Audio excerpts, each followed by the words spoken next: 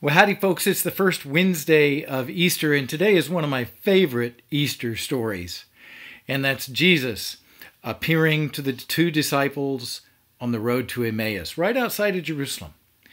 They were going up. They'd heard all the stories, and they're going back to Emmaus. Suddenly, Jesus is walking with them, a companion, but they didn't recognize him.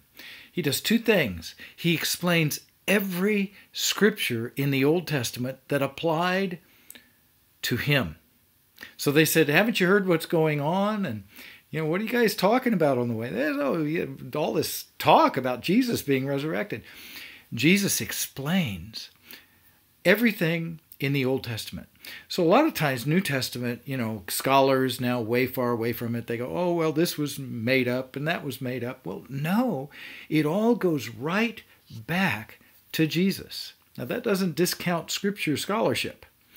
But the story is clear. Our interpretation of the Old Testament is not something that we made up. The apostles didn't make it up. The disciples didn't make it up. Their successors didn't make it up.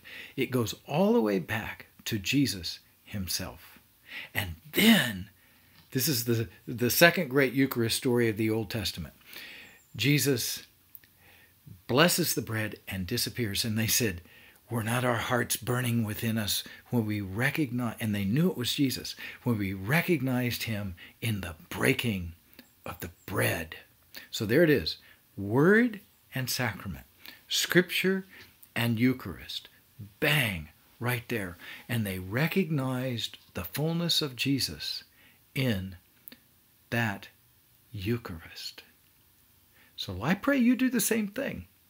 Let's really love Scripture. Let our hearts be on. We're not our hearts burning within us. They say, let your heart burn within as you hear the stories of Jesus. Let your heart burn within as you receive him in the Eucharist. It'll change your life, and it'll change for the better.